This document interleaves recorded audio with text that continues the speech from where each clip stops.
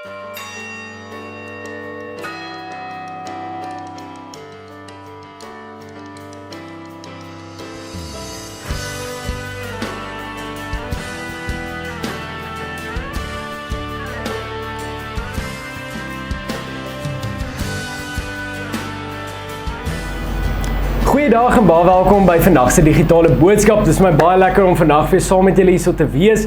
Ek het vanoggend vir julle net 'n paar afkondigings en dit is dat die 17 April is dit ons skaapkop aand. Dit is 6:00 vir 6:30, dis R160 per persoon. Die mense wat nie van skaapkop hou nie, is welkom om nog steeds saam met ons te kuier en hulle eie vleis te bring om te braai. Maar kom geniet regtig hierdie aand saam met ons. En dan die ander afkondiging is, wel is nie eintlik 'n afkondiging nie, maar ons het die 18de Februarie vir mekaar gesê dat ons saam 'n pad moet stap. Kom saam met ons op reis, ons almal stap hierdie pad saam om bewus te raak van Jesus se leiding, te vereenselwig daarmee, om agter te kom wat is die ruimte wat tussen ons en God is, en hierdie ruimte al kleiner te maak. En totdat ons by Paasfees uitkom, en toe was dit Heilige Donderdag, Goeie Vrydag en Opstanding Sondag. En nou is daar nog 'n 40 dae wat vir ons voorlê. En dit is die 40 dae voor Hemelvaart. En hierdie tyd roep ons om vir onsself die vraag te vra, waarheen roep die Here ons? Wat het Jesus gedoen in hierdie tyd voordat hy opgevaar het na die hemel toe? Waar werk die Heilige Gees? En waarheen roep die Here ons? Nie net ons as 'n kerk nie net hierdie gemeente nie, maar ons as Christene, ons individueel, waar roep die Here jou heen? En daarom groet ons mekaar ook vandag met die woorde genade en barmhartigheid en vrede en liefde van God die Vader, God die Seun en God die Heilige Gees. Vandag is ook die tweede Sondag van Paasfees in die kerkjaar en ons nou alweer, dit was Heilige Donderdag, Goeie Vrydag en Opstanding Sondag en vandag kom sê Paasfees vir ons, of kom sê hierdie Sondag vir ons dat Paasfees nie ophou nie. Van nou af, kom ons elke Sondag by mekaar. Ons kan amper sê dat ons nou in 'n opstandingsritme leef. Vandag lees ons baie keer oor Thomas, wat getwyfel het, wat antwoorde gesoek het, wat gesê het, hy sal nie glo as hy nie gesien het nie. En ons vra of ons twyfel word omgeskep in geloof, en dit kom en nooi ons uit, soos Thomas, om eerlike vrae te kom vra. Dit is simbolies dat selfs al daag ons nie altyd op nie, daag Jesus altyd op, want Jesus het aan sy disippels verskyn, maar Thomas was nie daar gewees nie. Geloof is om te glo sonder om te sien.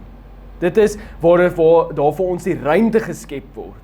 Soos ons ook op Goeie Vrydag vir mekaar gesê het, die ruimte word geskep om met eerlike vrae na Jesus toe te kom. En een van die ander tekste wat ook gelees word, is die teks 1 Petrus 1 vers 3 tot 9, en vandag is dit die teks wat ons gaan saam lees, maar ek gaan sommer vir ons van vers 1 tot 12 lees, maar voordat ons dit saam lees, kom ons bid eers saam.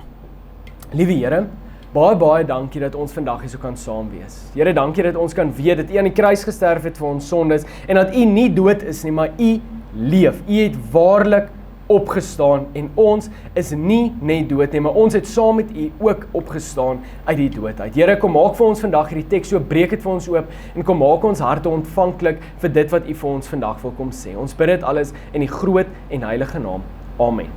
Ek lees vir ons 1 Petrus 1, vers 1 tot 12. Petrus, 'n apostel van Jesus Christus, aan die vreemdelinge van die diaspora in Pontus, Galatië, Kappadosie, Asië en Bithynië, hulle wat uitverkies is volgens die voorkennis van God die Vader, om deur die heiligmaking van die Gees gehoorsaam te wees en met die bloed van Jesus Christus besprinkel te word, mag genade en vrede in oorvloed aan julle geskenk word. Hulle word met 'n vredegroet gegroet.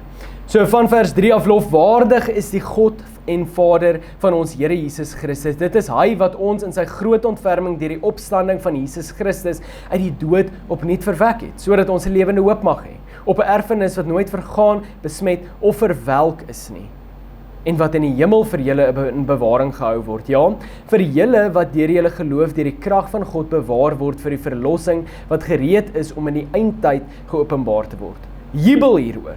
Al moes julle onlangs vir 'n kort tydjie deur allerlei beproewings beproef word. Die doel was dat dit duidelik sou blyk dat die egtheid van julle geloof 'n egtheid wat baie kosbaarder is as goud wat verganklik is, maar nogtans met vuur getoets word, uitloop op lof en heerlikheid en eer wanneer Jesus Christus geopenbaar word.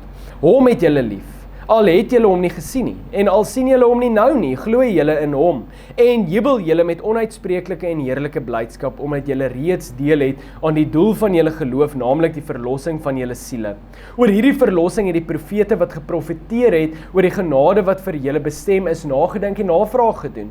Hulle het probeer naspeur na watter persoon of na watter spesifieke tyd die gees van Christus wat in hulle was, verwys het, toe hy vooruit getuig het oor Christus se lyding en die heerlikheid wat daarop sou volg. Aan hulle is geopenbaar dat hulle, wat hierdie dinge betref, nie besig was om hulle self nie, maar julle te bedien.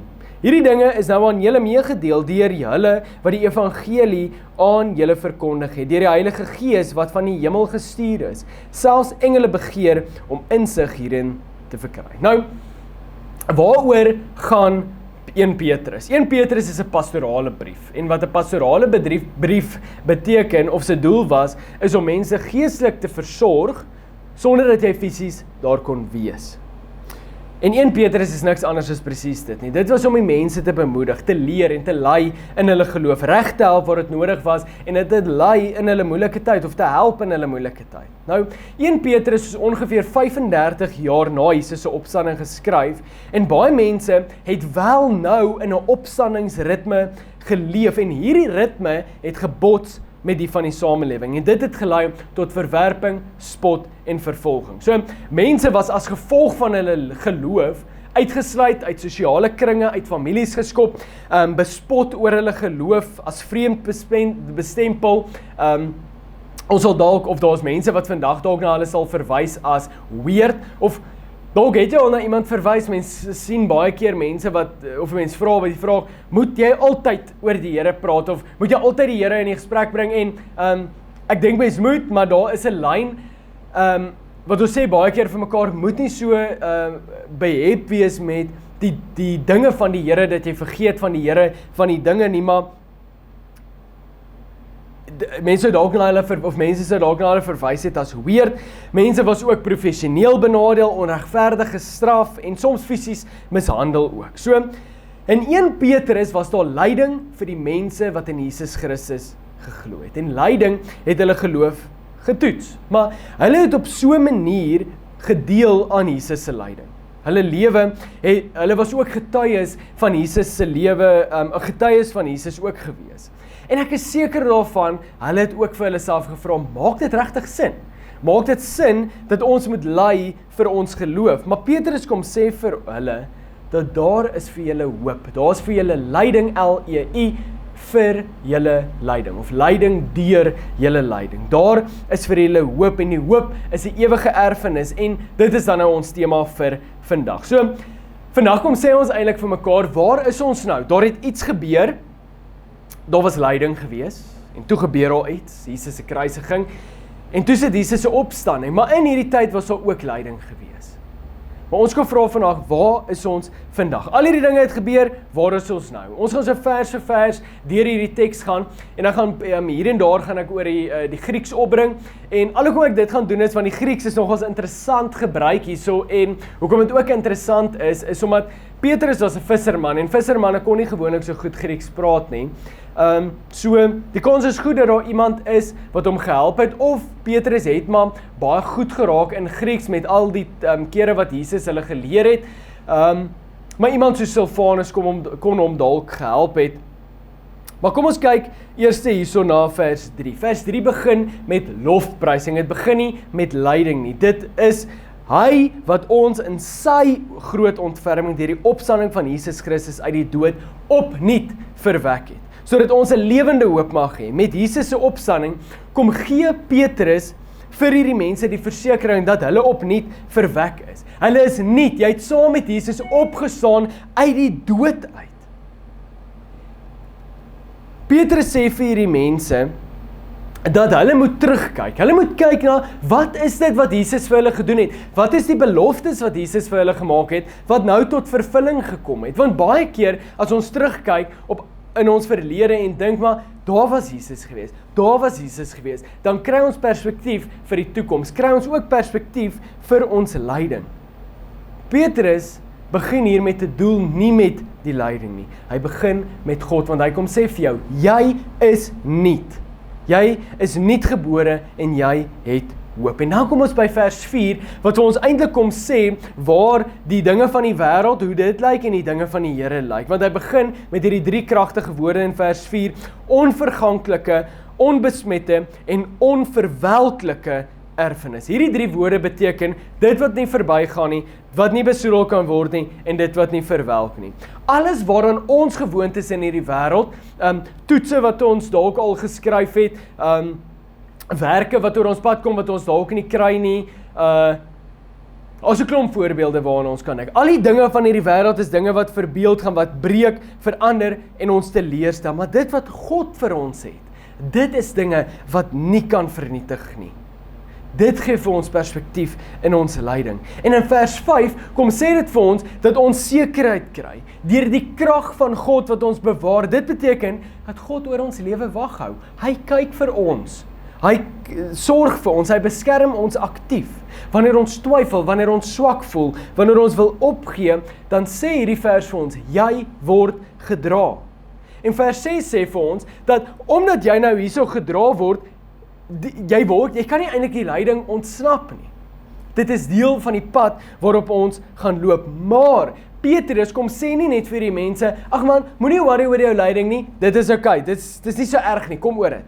Hy erken dit, hy kom sê vir ons, dit is 'n werklikheid. Maar hy kom verseker ons, dit is net vir 'n kort rukkie. Dit is so 'n kort rukkie wat ons hier op aarde is. En die besluite wat ons hier op aarde neem, het so groot impak op die ewige erfenis wat ons eendag gaan kry. Lyding beteken nie dat God weg is nie, maar dit beteken dat jy op 'n pad is waaraan God werk. Soos Louis Fourie, jy is op 'n pad waaraan God werk. En in hierdie werk moet daar gebreek word, en dit is waar ons by vers 7 kom, dat in hierdie lyding word ons geloof gevorm. Jakobus 1 kom sê vir ons, dat wees bly oor allerlei beproewing wat oor jou pad kom. Wees bly. Hoekom? Hierdie vers sê vir ons, dat soos goud wat deur die vuur gelouter word, die woord wat hier gebruik word vir toets, is dieselfde woord wat gebruik word wanneer daar oor die suiwering van goud gepraat word. Die egtheid van goud moet bewys word. So God gebruik die vuur om jou te vorm. Hy stuur nie die vuur oor jou pad nie, hy gebruik die vuur om jou te vorm. En vers 8 kom sê, al het julle hom nie gesien nie, dit verwys natuurlik na Thomas. Geseënd is die wat glo, maar nie gesien het nie. Ons leef nou in 'n tyd waar ons nie gesien het nie. Ons het nie vir Jesus gesien opstaan nie. Ons glo dit. Geseënd is die wat glo en nie gesien het nie. Ons lewe ook nou in 'n tyd waar ons sien, maar nie sien nie. Waar sien ons vir Jesus in ons lewe raak? Vers 9 kom sê vir ons, jy doen nie al hierdie dinge verniet nie. Jy worstel en vroeg nie altyd oor al die keuses en besluite wat jy moet maak nie. Daar is 'n doel. Die woord doel beteken ook nie die einde of die resultaat nie, maar die vervulling. Daar's 'n klomp goeders wat Jesus vir ons beloof het, wat nou tot vervulling gekom het. Niks is verniet nie. Ons lewe het 'n rigting, jou geloof het 'n doel, en dit is in verlossing. Die laaste tyd wonder ek baie keer, waarheen roep die Here my? Waarheen roep die Here ons as 'n gemeente, ons as 'n kerk, ons as Christene oor hierdie hele wêreld? En dit is nie toevallig nie, maar daar 'n paar kere is waar mense met my gepraat het of waar daar temas was in gesprekke, waarheen roep die Here jou? Waarheen lei die Here jou? Roep, is ons dalk geroep vir lyding? Waarheen lei die Here ons in ons lyding? Ek en Nadia het ook, my verloofde, die laaste tyd ook baie hieroor gepraat. Wat doen jy wanneer dinge nie uitwerk nie? Hoe reageer jy wanneer die pad nie sin maak nie? Want dit is nie maklik om 'n Christen te wees vandag nie. Ons soek vrede met oorlog. Ons leef in 'n wêreld waar ons forceer word om te perform. Ons voel dat ons verlossing moet verdien. As daar iets sleg gebeur, dan voel ons God straf ons. En dit is nie so nie. die mense in 1 Petrus het gelei vir hulle geloof. En ons lei nie vandag op dieselfde manier nie, maar ons lei in ons keuses, in ons waardes, in hoe ons anders leef as hierdie samelewing. Ons moet heeltyd dink, waarmee is ons besig? Hoe kan ek God se beeld uitdra? En dit vra iets van ons. Nadia, my verloofde, weer eens, mense weet jy mis jou verloofde as sy, as mens 2 voorbeelde sommer gebruik, maar sy swat in Amerika en sy was by 'n vriend se begrafnis gewees wat deel is van die Katolieke Kerk. En sy hulle sê hulle het nagmaal daar gehou en sy gaan toe om die nagmaal saam te gebruik. En wat sy nie gedink het is 'n probleem nie. En sy kry toe die broodjie by een persoon, dan beweeg hy na 'n ander persoon toe. En die vrou vra toe vir haar, "Are you Catholic?" En Nadia sê toe, ek wil sommer net gou eers sê, ek weet daar's goeie en slegte kerke wat verskil, ons 'n klomp verskillende dinge, maar vrou vra vir, "Are you Catholic?" En sy sê, "I am Christian." En die vrou vra, "Are you Catholic?" Nadia sê, "I am Christian." En die vrou vra, "Are you Catholic?" En Nadia sê, "I am Christian." En die vrou vat die broodjie baar weg en Nadia sê, "Wat het nou gebeur? Hoekom het sy hulle offend? Wat het sy gedoen?" En al wat ek kan dink is, die kerk het haar geval. Nou, dalk is dit kontroversieel wat ek sê, maar dis net 'n voorbeeld wat ek gebruik. Maar ek sit en dink ook, wat het hierdie kerk nou uitgedra? Wat dink sy nou van hulle? Wat dink ons, of wat dink mense van ons, wanneer ons op 'n sekere manier optree? Ons raak baie keer so behep met 'n klomp dinge, denominasie, doop, al hierdie randsake, wat nie eintlik saak maak nie. Ons is baie keer so behep met al hierdie dinge wat rondom gebeur, dat ons nie soms vir ons vra, maar het daai persoon die Here aanvaar in hulle lewe? Johannes 3 vers 16 sê, die wat glo. Nie die wat gedoop is, of die wat die gedoen het, of enigiets soos dit nie. Doop is natuurlik belangrik, moet my nie verkeerd verstaan nie. Maar hoe en waar en alles, baie keer mis ons die punt om na al hierdie randsake te kyk. Ons worry meer oor die vorm as oor die geloof self, en dan kom sê 1 Petrus vir ons, daar gaan leiding wees, leiding in jou keuses, in hoe jy leef, en hoe die wêreld jy sien, selfs in hoe jy soms voel God met jou werk. Maar Petrus los ons sê daar nie, hy sê vir ons, daar is hoop. Hy kom sê eintlik vir ons, dat daar is meer hoop as om vrede te soek deur oorlog, soos wat hierdie wêreld baie goed doen. Ons moet nie met mense beklei oor al hierdie randsake, en vergeet, en om eintlik vrede te soek nie. Dit is nie hoe dit werk nie. Hierdie is die hoop, dat alles dalk nie gaan uitwerk nie. Daar is nie antwoorde vir alles nie, dat jy nie alles gaan verstaan nie, maar dat Jesus Christus leef.